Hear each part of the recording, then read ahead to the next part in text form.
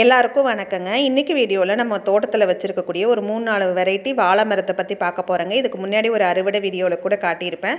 ஆனால் இன்றைக்கி அதோடு சேர்த்து வாழையை பற்றின இன்னும் ஒரு சில தகவல்களை இந்த வீடியோவில் ஷேர் பண்ண போகிறேங்க. வீடியோ ஃபுல்லாக ஸ்கிப் பண்ணாமல் பாருங்கள். ஃபஸ்ட்டு நம்ம பார்த்துட்ருக்கக்கூடியது கற்பூரவள்ளி அப்படிங்கிற வாழை தாங்க. இதோடு சேர்த்து நம்ம இன்னொரு 2-3 வெரைட்டி வச்சுருக்கோம். அடுத்ததாக நம்ம பார்த்துட்ருக்கக்கூடிய வாழை வந்துட்டு பச்சை வாழை அப்படிங்கிற வெரைட்டி தாங்க. இந்த மரம் அளவு ஹைட்டில் தான் வளரும்னு சொன்னாங்க. நம்மளுமே ஃபஸ்ட் டைம் ஒரு கன்று வாங்கி வச்சுருக்கோம். நல்லா வந்துட்டுருக்குங்க. இது எல்லாமே ஒன்றா தான் நம்ம நடவு பண்ணியிருந்தோங்க. இப்போ ஒன்றா வந்து நமக்கு குளத்தல்ல இருக்குது. இது வந்து ரஸ்தாலிங்கிற வெரைட்டிங்க. எல்லாம் ஒரே நேரத்தில் பூவும் வச்சுருக்கு. பார்க்கவே ரொம்ப சந்தோஷமாக இருந்ததுங்க. இந்த வாழை மரத்தை சுற்றி இருக்கக்கூடிய இந்த கண்ணெல்லாம் பக்கக்கன்று அப்படின்னு சொல்லுவாங்க. இந்த பக்கக்கண்ணெல்லாம் இந்த அளவுக்கு நம்ம வளர விடக்கூடாதுங்க. சின்னதாக இருக்கும்போதே இதை வந்து நம்ம நிலத்தோட சேர்த்து அறுத்தறுத்து விட்டோம் அப்படின்னா தாங்க மரத்துக்கு தேவையான சத்துக்கள் முழுவதும் கிடச்சி மரம் நல்லா வளர்ந்து தார் நமக்கு நல்லா வைக்குங்க. இந்த அளவுக்கு இந்த கண்ணை வளர விடக்கூடாதுங்க. நம்மளுமே வந்து ஃபஸ்ட் டைம் அறுத்து விட்டோம். அதுக்கப்புறம் மழையெல்லாம் பேஞ்சிட்டு இருந்தது, அசால்ட்டாக விட்டாச்சு. இப்போ வந்து இது இவ்வளோ பெருசாக வளர்ந்துருச்சுங்க. நீங்கள் ஸ்டார்டிங்கிலிருந்தே கரெக்டாக அந்த பக்கக்கன்று வளர வளர கரெக்டாக அறுத்தறுத்து விட்டுருங்க. அப்போ தான் இந்த மரம் நல்லா வளரும். காய்க்காக விட்டுருக்கோம் அப்படின்னா அந்த மரத்தில் அதிகமாக முடிஞ்ச வரைக்கும் இலைய இருக்கிறதையும் தவிர்த்துக்கலாங்க. இன்னொரு கன்று நம்ம விடணும் அப்படின்னு முடிவு பண்ணால் இந்த மாதிரி குளத்தள்னதுக்கப்புறம் நம்ம இன்னொரு பக்கக்கண்ணை வந்து விடலாங்க. இதில் இருக்கக்கூடிய காய்கள் எல்லாம் பெருசாகி ஊறுறதுக்குள்ளே அந்த பக்கக்கண்ணுமே கொஞ்சம் நல்லா வளர்ந்துக்குங்க. அதுக்கப்புறம் இது முடியும் போது அது ஒரு மரமாக நமக்கு இருக்கும். ஆனால் ஆரம்பத்திலிருந்தே இந்த பக்கக்கண்ணை வந்து நம்ம விடக்கூடாதுங்க, அறுத்து தான் விடணும். இது நீங்கள் விவசாயமாக பண்ணாலும் சரி, அல்லது வீட்டில் 1-2 மரங்கள் வச்சுருக்கீங்க அப்படின்னாலுமே இதை வந்து நீங்கள் கரெக்டாக பண்ணுங்கள். அடுத்ததான் நீங்கள் பார்த்துட்ருக்கக்கூடியது தாங்க நேந்திர வாழை. இது வந்து 2 கன்று வச்சுருந்தோம். இது இடையில வச்சது தான் இப்போ அப்படியே நல்லா வளர்ந்து வந்துட்டுருக்கு. வாழையை பற்றி ஒரு சில தகவல்களை இந்த வீடியோவில் சொல்கிறேன் அப்படின்னு சொல்லியிருப்பேன். இப்போ நம்ம அதை பற்றியும் பார்க்கலாங்க. வீடியோ ஃபுல்லாக ஸ்கிப் பண்ணாமல் பாருங்கள். வாழை மரம் அப்படின்னு சொல்கிறத விட இயற்கை நமக்கு தந்த பொக்கிஷம் வரோம் அப்படின்னே சொல்லலாங்க. அந்தளவுக்கு ஒரு அற்புதமான மரம், ஒரு மங்களகரமான மரம் வாழை மரம் அப்படின்னு சொல்லலாம்.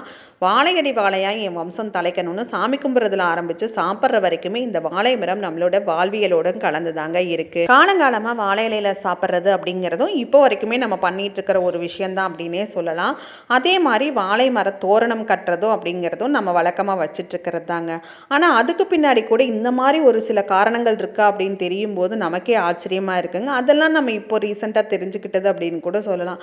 அதாவது பொதுவாக ஆக்சிஜன் வந்து வாழை மரம் இருக்கிற இடத்துல அதிகமாக இருக்கும் அப்படிம்பாங்க. அதே மாதிரி வாழை மரத்தை வெட்டினதுக்கு அப்புறமாவும் அதிலிருந்து குறிப்பிட்ட நேரத்துக்கு வந்து ஆக்சிஜன் வெளியேறும் அப்படிங்கிறதுனால என்னமோ நம்மளோட முன்னோர்கள் வந்துட்டு வாழை மரத்தை தோரணமாக கட்டியிருக்காங்க.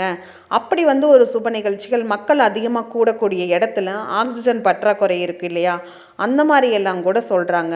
ஆனால் இதெல்லாம் நமக்கு இப்போ தெரிஞ்சு இதை யோசித்து பார்க்கும்போது அவங்களோட வாழ்க்கை முறை எவ்வளோ அழகாக இருந்தது, ஒவ்வொரு விஷயத்துக்கும் பின்னாடியும் இந்த மாதிரி இன்னும் எவ்வளவோ இருக்குமோ அப்படின்னு நம்மளையுமே யோசிக்க வைக்குதுங்க. அவங்க வாழ்ந்த வாழ்க்கையில் இன்னும் எவ்வளவோ விஷயங்கள் இந்த மாதிரி இருக்கலாங்க, நம்ம கற்றுக்க வேண்டியதாகவும் இருக்கும், நமக்கு தெரியாமலும் இருந்துகிட்ருக்கலாம். அதனால் அவங்களோட அழகான வாழ்க்கை முறையை நம்மளுமே முடிஞ்ச வரைக்கும் அடுத்தடுத்த தலைமுறைகளுக்கு அதை சொல்லிக் கொடுத்து எடுத்துகிட்டு போகணும் அப்படிங்கிறத நானுமே இந்த இடத்துல கேட்டுக்கிறேன். அது மட்டும் இல்லைங்க, நம்ம ஒரு தென்னை மரமோ அல்லது ஒரு வேப்ப மரம் இதெல்லாம் பார்க்கும்போது அதிலிருந்து ஒரு விதை அது மூலியமாக உருவாகக்கூடிய ஒரு கன்று அப்படிங்கிற மாதிரி இருக்குது. ஆனால் வாழை மரம் மட்டுமே தனக்குள்ளே இருந்தே ஒரு கன்றை உருவாக்குது அப்படிங்கும்போது கொஞ்சம் ஸ்பெஷல் அப்படின்னே சொல்லலாங்க. அது மட்டும் இல்லாமல் பூவு, காய், நார், தண்டு, இலை அப்படின்னு அத்தனையும் அள்ளி கொடுக்கக்கூடிய ஒரு மரமாகவும் இருக்குது. வாழைப்பூ வயிறு சம்மந்தமான பிரச்சனைகளுக்கு, குறிப்பாக பெண்களுக்கு இன்னும் ஒரு சில பிரச்சனைகளுக்கு ரொம்பவே நல்லதுங்க. அதனால் கிடைக்கும்போது அடிக்கடி உணவில் எடுத்துக்கோங்க. வாழையடி வாழை அப்படிங்கிற வார்த்தையே அது எப்படி வளருதுங்கிறத நமக்கு உணர்த்துதுங்க. அது மட்டும் இல்லாமல் நம்ம ஒரு கோயிலுக்கு ஒரு பூஜைக்கு போனால் கூட தேங்காயோடு சேர்த்து வாழைப்பழத்தையும் வச்சு வழிபடுறோம். அந்த அளவுக்கு ஒரு சிறப்பான கனியையும் நமக்கு கொடுக்குது. இப்படி சிறப்பு வாய்ந்த இந்த வாழை மரத்தை பார்க்கும்போது ஒரு பெண்ணாக என்னோட தனிப்பட்ட கருத்து என்ன அப்படின்னா, பெண்கள் வாழை மரத்தை வெட்டுவதை தவிர்த்து கொள்ளலான்னு நான் நினைக்கிறேன். நீங்கள் என்ன நினைக்கிறீங்க அப்படிங்கிறத மறக்காமல் கமெண்ட்டில் சொல்லுங்கள். எனக்கு வந்து எப்பயுமே வாழை மரத்தை பார்க்கும்போது கொஞ்சம் ஹாப்பியாக இருக்குங்க, ரொம்ப பிடிக்கும். அது ஏன்னு தெரியல. இந்த வீடியோ பிடிச்சிருந்ததுன்னா லைக் பண்ணுங்கள். வீடியோ பார்த்த அனைவருக்கும் நன்றி.